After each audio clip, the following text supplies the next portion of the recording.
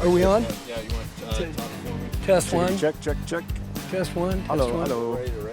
Okay. This is Golf Smarter. I'm here with Sam Hahn, CEO of L.A.B Golf, and we are on the practice putting green today because I am now starting to use a DF3 Broomstick putter, and I have no idea how to do it. Although it's a good idea for me to do this because one thing I have noticed in my putting, and it's improved vastly since I use the L.A.B golf putter, but my left hand gets in the way. If I'm pulling, I'm pushing, it's always my left hand that does the bad work. So I thought, okay, if I can just eliminate my left hand, and the broomstick would help that. And so you're absolutely think. spot on, and apropos of that, I mean, I tell people my favorite thing about brooms is that it is a closer relationship to virtually every other kind of precise action that we do. You would never use your left hand to write if you're right-handed. Right, exactly. You know, you're never going to throw a dart with two hands. And a lot of these actions that we try, particularly in golf, where you do need to, both hands to, we have this illusion of needing both hands to steady the instrument. They're in conflict a lot of times. They work differently. They think differently. So broomsticking is beautiful because yes, your left hand is there to support, the top of the club. But other than that, this is ball rolling. Right. This is just rolling it with our right hand. But you can't do side saddle. Well, you can. You can side saddle this way. Right. But you can't do it this way. Okay. You can't do it in polo. Correct. Croquet. Yep. They were a little worried about Sam Snead winning a couple Masters into his 50s, so they outlawed that. So let me ask you this. Does it make you nervous at all that they're going to start winning on the professional tours? And they're going to go, yeah, you know what? We can't do that. I mean, it doesn't make me nervous. I mean, a broomstick, we probably sell more broomsticks than just about anybody else, but it's still not like this enormous part of our business. No, but your science behind it. Oh, no, I wouldn't know how they would. I don't know what rule they could write. I mean, we thought about it, Good. I mean, like, it would just be... It scares me. Yeah, it would be an interesting rule. Yeah. So no, I don't have any concern about that. Because it's still putting, man. I mean, you still got to read the putt. You still got to pick a line. You still got to do all the stuff. All right, so we have a tee time coming up. So let's get a tutorial here. Yeah. So as soon as I got this, I went out. I have a practice putting green, but I went to the local course and I went on the practice putting green there, trying different things, recognizing different things about my stroke, where my hands go, if my hands go. I don't know, so I was just hoping you could show me what to do. Absolutely. So the good starting place, in my opinion, is kind of seeing the spectrum between what I consider to be the two, kind of opposite ends of it. Bernhard Langer at one end, Adam Scott at the other. So these guys are both prolific, putters with their broomstick putters.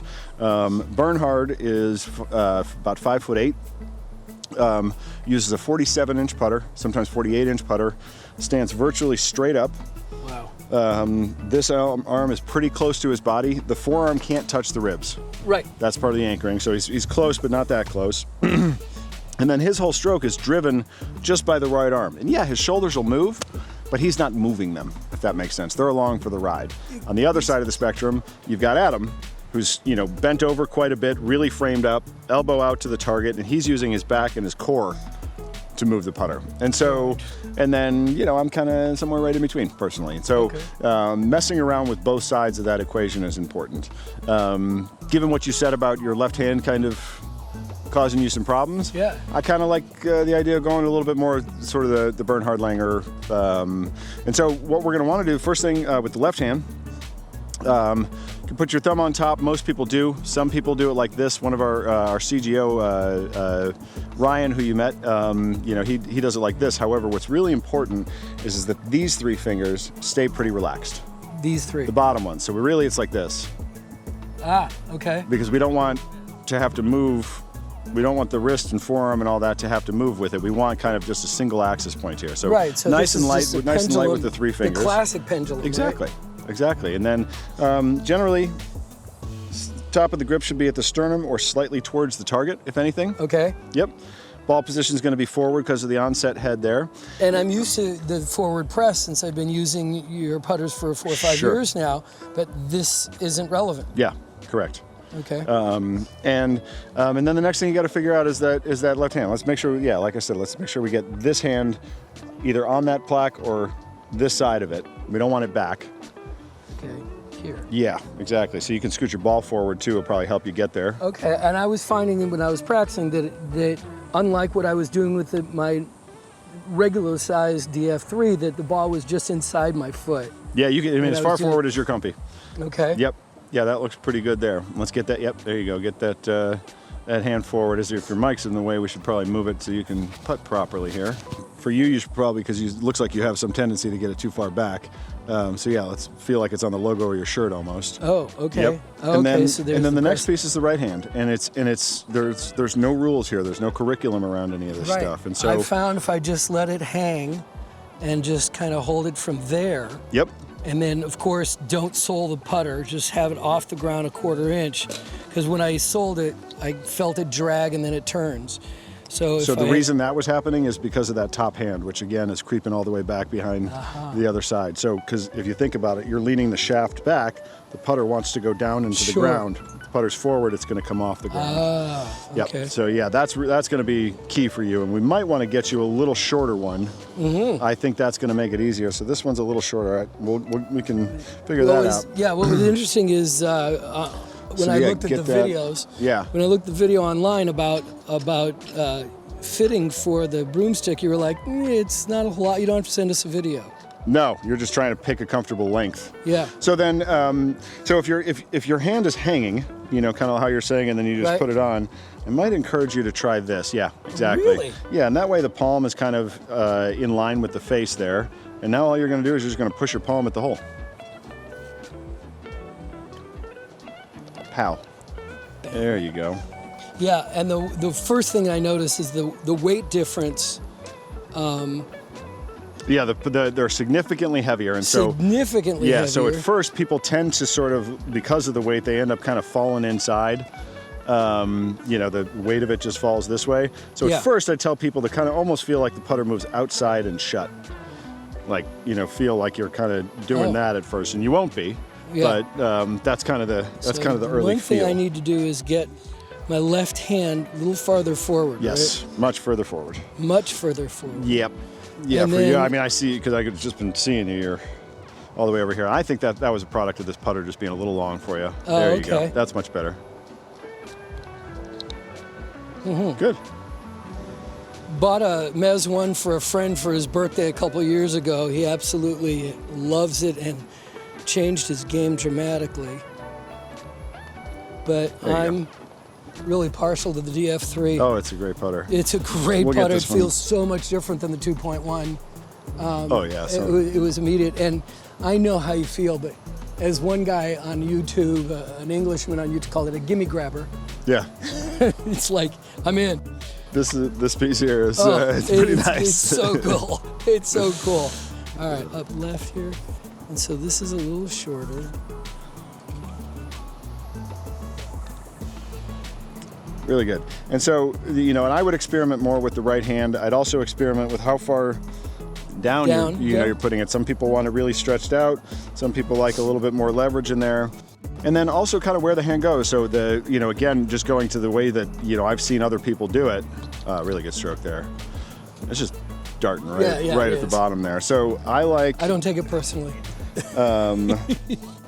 I mean, they're starting where you're pointing. That's the only thing we're in charge of. Right. And that's the greatest thing about the L.A.B golf putters is all you need to do is focus on your distance once you get your line set up. Exactly. So I do it like this. So I'm kind of pinching underneath. You're pinching, This is how Adam does it as well.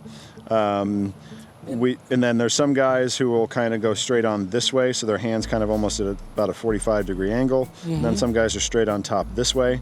Ultimately, all we're trying to do is figure out whatever is the most natural way for you to keep the putter on plane. Okay.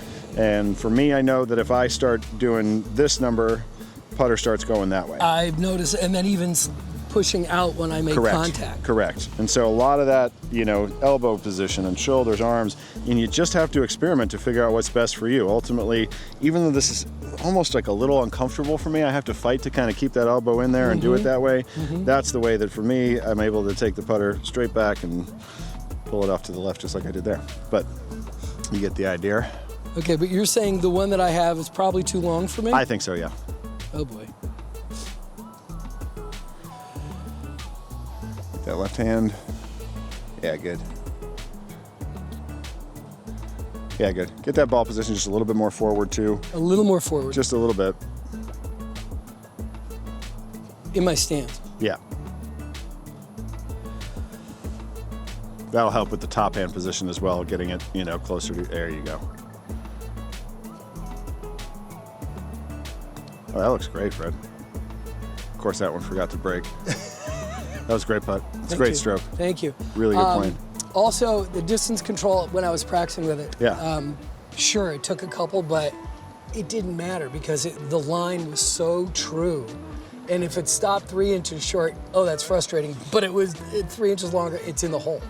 I mean, I've actually, what's funny is like there's, you know, because it was only yippers generally that were switching to brooms. Okay. You know, they were really heavy and there wasn't that many people that actually tried them or used them. So there wasn't any real curriculum about them and there wasn't any actual data as to what is good and bad about it. And the stigma would be, it's bad for lag putting.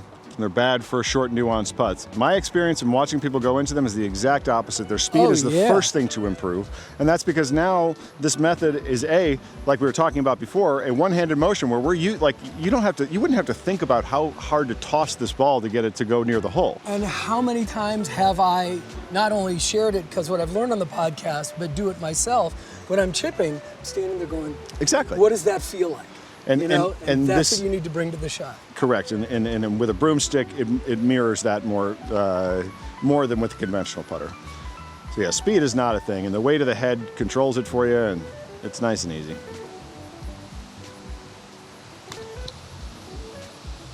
Well, you gotta get used to the slick Emerald Valley greens. Whew. They're nasty. Yeah. Look at that thing roll out. Tim Tucker. Yeah. I usually walk my putts out Oh yeah. to measure. So it's like, okay, yeah, I know it's all feel, but And you can now play that in I under know- 5 hours? Yes, I can, but I can't. I need to know what my distance is. I walk it off when someone else is putting. Sure. That wasn't nice, Sam.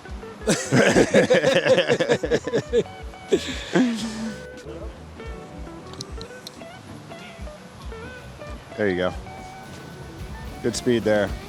All right, are you All ready right. to dominate Well, now? thank you. I really appreciate the tutorial. It was my pleasure. And the time and the tour. It's been awesome. So Let's go play 18. Let's go play some golf. All right.